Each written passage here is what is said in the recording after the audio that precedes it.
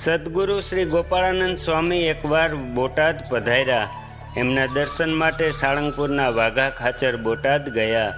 સાષ્ટાંગ પ્રણામ કરી જ્યારે તે સ્વામી પાસે બેઠા તો સ્વામીએ સહજ સ્વભાવે પ્રશ્ન કર્યો કે કુશળ મંગળ તો છે ને?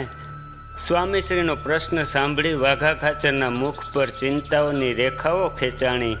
તેઓએ સ્વામીશ્રીને અતિ દીન સ્વરે પ્રાર્થના કરી કે સ્વામીજી, પાછલા 3 વર્ષથી દુકાળ પડે છે, તેથી આર્થિક પરિસ્થિતિઓ ઘણી નાજુક થઈ ગઈ છે અને અમારી આ પરિસ્થિતિને ધ્યાનમાં રાખી સંતો સાળંગપુર તો આવે છે પરંતુ રોકાતા નથી, તેથી સત્સંગનો પણ દુકાળ થયો છે.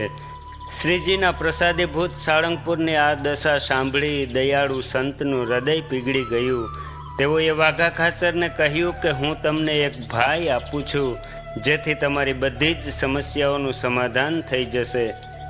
વાઘા ખાચર આ વાતમાં કંઈ સમજ્યા નહીં, તેથી સ્વામીશ્રી ફરી બોલ્યા કે બધા કષ્ટોનું ભંજન કરવાવાળા હનુમાનજી મહારાજની પ્રતિષ્ઠા હું સાળંગપુરમાં કરી દઉં છું, જેથી તમારા કષ્ટો સર્વદા માટે મટી જશે.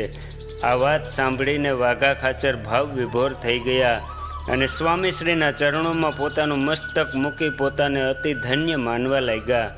ત્યાર પછી સ્વામીશ્રીએ સ્વયં હનુમાનજીની મૂર્તિનું ચિત્ર તૈયાર કરવા શિલ્પકાર કાનજી મિસ્ત્રીને કહ્યું કે આવી મૂર્તિ તમે શીઘ્ર તૈયાર કરો. આ તરફ મૂર્તિનું કામ અને પેલી તરફ સાળંગપુરમાં મંદિરનું કામ ચાલુ થયું.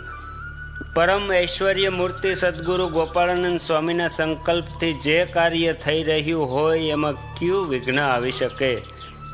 મૂર્તિ અને મંદિર તૈયાર થતાં જ સંમત 1905ના આસોવદ પાંચમને દિવસે શાસ્ત્રોક્ત વિધિથી મહાન પ્રતિષ્ઠોત્સવ પૂર્વક શ્રી કષ્ટભંજન દેવની પ્રતિષ્ઠા થઈ.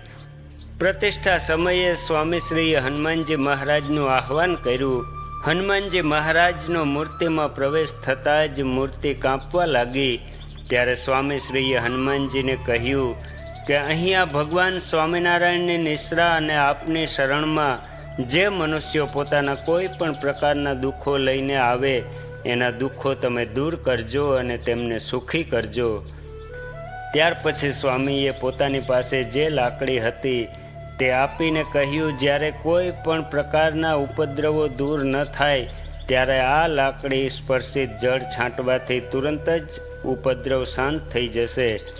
સમયચક્ર ફરતું રહ્યું, સમય પસાર થતો રહ્યો, પરંતુ આશ્ચર્યની વાત એ છે કે આજે પણ કષ્ટભંજન દેવ સાળંગપુરમાં પ્રત્યક્ષ બિરાજમાન છે અને જે કોઈ પણ દિન દુઃખી આવે તેની પીડા દૂર કરે છે. અહીંયા મનુષ્યો રોતા રોતા આવે છે અને ભગવાન સ્વામિનારાયણ અને હનુમાનજી મહારાજના પ્રતાપથી હસતા હસતા જાય છે. અહીંયા કોઈ પણ પ્રકારના ભેદભાવ વિના બધાના કષ્ટોનું નિવારણ થાય છે. આજે સંપૂર્ણ સંસારમાં સાળંગપુર નિવાસી કષ્ટભંજન દેવનો મહિમા સુવિદિત છે. આ મહિમાને કર્ણ પરંપરાથી સાંભળીને અનેક જાતપાતના લોકો અહીં આવે છે અને સુખી થાય છે. અહીંયા આવવાવાળા શ્રદ્ધાળુ યાત્રિકો માટે રોકાવાની તથા ભોજનાદિકની વ્યવસ્થા સારી રીતે કરવામાં આવે છે. જીવનમાં પ્રારબ્ધવશ અથવા તો કોઈ કારણોસર આવેલું દુઃખ અહીં નિવૃત્ત થાય છે. જ્યારે કોઈ પણ મનુષ્ય દુઃખ નિવૃત્તિ માટે અહીં આવે છે ત્યારે તેમને જે પાઠ કરવા આપવામાં આવે છે તેની સુગમતા માટે અહીંયાથી એક નાની પુસ્તિકા સાથે આપવામાં આવે છે. પાઠકગણને નમ્ર વિનંતી છે કે કષ્ટભંજન દેવની મહિમાનું જેટલું ગાન કરીએ એટલું અલ્પ જ રહેશે. આથી પોતાના જીવનમાં અથવા તો પોતાના પરિવાર કે મિત્ર મંડળમાં જ્યારે કોઈને કોઈ પ્રકારની આપત્તિ આવે ત્યારે સંકોચ વિના કષ્ટભંજન દેવના શરણમાં આવી પ્રત્યક્ષ દેવનો જાત અનુભવ કરો.